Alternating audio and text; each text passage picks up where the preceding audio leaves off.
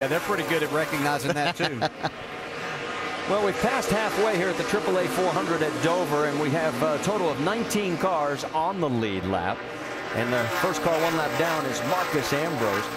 Jimmie Johnson now has led a total of 57 laps. If you're wondering about A.J. Allmendinger, who's led 143, he is running in 18th right now. Let's get an update on Jeff Burton. He is currently 4th, Jamie Little. Well, Marty, he is being as patient as ever. He was about 17th when I told you this team would be disappointed if they didn't finish in the top 3.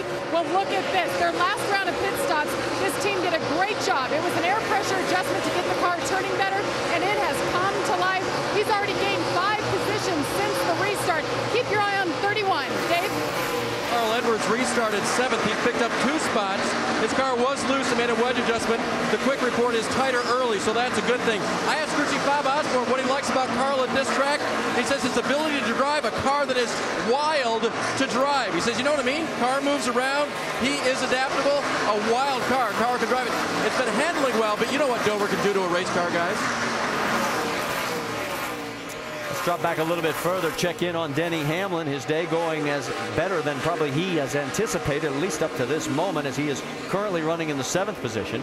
Ryan Newman right behind him, but Kevin Harvick is looming. Yeah, he's just one car behind right there. I'm sure Denny Hamlin can get a glimpse of that car in his mirror. After what we saw yesterday, I wouldn't be too surprised if these two get together if they have to race hard. And if you missed yesterday during the practice session, as soon as it started, Mr. Harvick took exception to Denny's comments about Richard Childress Racing and let him know it. There was arguing going on in the garage, and that's why we're keeping our eye on this again, because Jeff Burton went past without incident, but here comes Kevin. Of course, he's got to get to him first, and Denny's had probably one of the best race cars he's had in a long time here at Dover. We talked about the problems on Jeff Gordon. He sort of slid back to the 6th position now. Doc, what are you hearing down there? Well, if you want to be impressed with how good a race car driver Jeff Gordon really is, listen into his radio like I'm talking about the car he is trying to hang on to. Ridiculously loose getting in. 10-4, mostly on entry. That's getting in, right? Jeff had said about 10 laps ago, this car is absolutely evil. He said for the first 30 laps after a pit stop, it is sideways. It's hard to hang on to. And he's still doing a heck of a job. He is 7.9 seconds behind the race lead, and he's almost a full second ahead of Denny Hamlin for that spot. When you have a car that's kind of hard to hang on to, does it make you a little testy out there, Dale? I promise you, yeah. You'd like to think that you got your message across, but sometimes you have to be a little bit of a smart aleck at times. But I think Jeff got his message across. They'll be working on tightening this thing up on entry, I think. Yeah, I think it's on entry, isn't it? Well, meanwhile, up front, Jimmie Johnson has now led 64 laps. It's the 46th chase race that Jimmie Johnson has led. Is there any reason he's a 4-time champion? NASCAR Sprint Cup at Dover is presented by Burger King and brought to you in part by Pepsi Max. Tune into the Pepsi Max 400 on October 10th for your chance to win one of 400 prizes in 400 miles. Nationwide insurance. The NASCAR Sprint Cup Series from the Monster Mile in Dover, Delaware, being led by Jimmie Johnson past its halfway point. 170 laps to go. Johnson out in front of Kyle Busch by 2.7 seconds. Let's get you caught up on what's happened so far in our Dodge race rundown. Jimmie started on the pole, lost the lead in the early going, then lost a bunch of track position when a pit stop went wrong. Little trouble with a drop lug nut on the left rear. The man who's been the star of the day so far was A.J. Allmendinger. That's Jimmie passing Allmendinger for the lead. The Dinger was out in front for 143 laps until an unscheduled stop. Yeah, he had a really great run going on. All of a sudden, he had a flat right rear tire, had to bring that baby down pit road, change the tires and that thing, and it really got him behind, but he got himself back on the lead lap right now. Down in 18th position. A lot of the drivers in the chase for the Sprint Cup have made mistakes today, self-inflicted mistakes, mostly speeding penalties. Yeah, we've seen the 14, 17, the 2, the 33. All these guys have struggled today, and they put themselves in difficult positions. Out of the hunt right now, past halfway, see if they can make it up as the day goes on. Matt Kenseth skidding past the pit lane entry line, then blowing a left front tire on his car. Speeding penalty for Kurt Busch. You saw Clint Boyer get in the wall. Speeding penalty for him as well. Some of the guys chasing a championship with their struggles today here at the Monster Mile in Delaware. So far, the caution flag is waved 3 times for 14 laps. Fairly tame. The dominating up front has been A.J. Allmendinger and Jimmy Johnson. A few other drivers have led a handful of laps apiece, and right now it's Jimmy working on getting this drive for 5 back on track as we go upstairs to Marty, DJ, and Andy. And Kyle Busch gave us a good side view of his right side of the car as he is trying to make history here. We mentioned the fact. Now let's check in also with the 31 and the 99 because Jeff Burton and Carl Edwards going for 4th position here. And the one thing that I see right now is we've got some cloud cover again.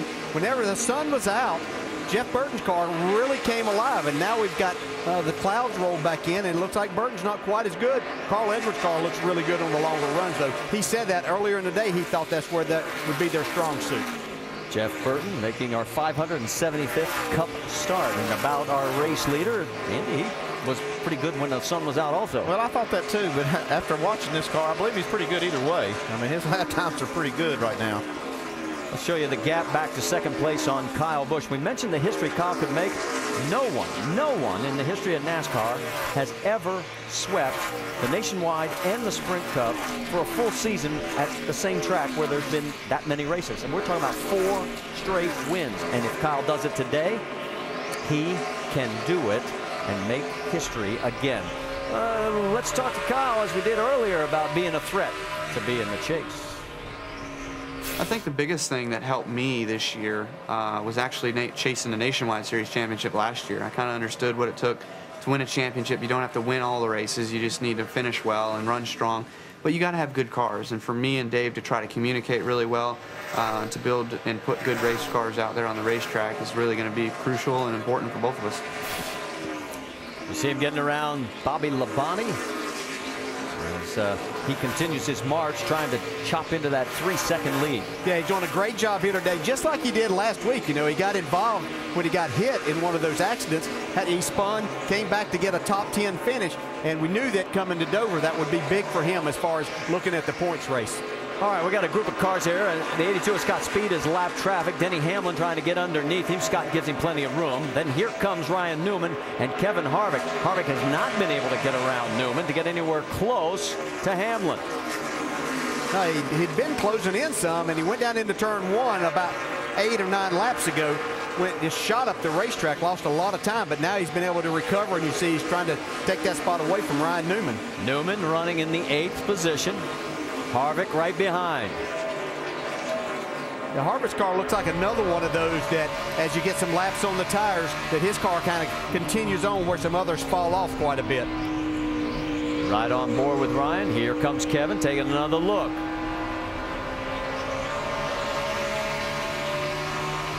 Keeping the pressure on, but not able to take over the position as we're working lap number 242 of 400. He'll try to get up to the back bumper of Ryan Newman, see if he might free him up a little bit and try to get a good run off the corner. Well, you see also that Denny Hamlin has been able to open up a bit of a margin over those two, as David Rudiman, after his problems, is the lap vehicle between them.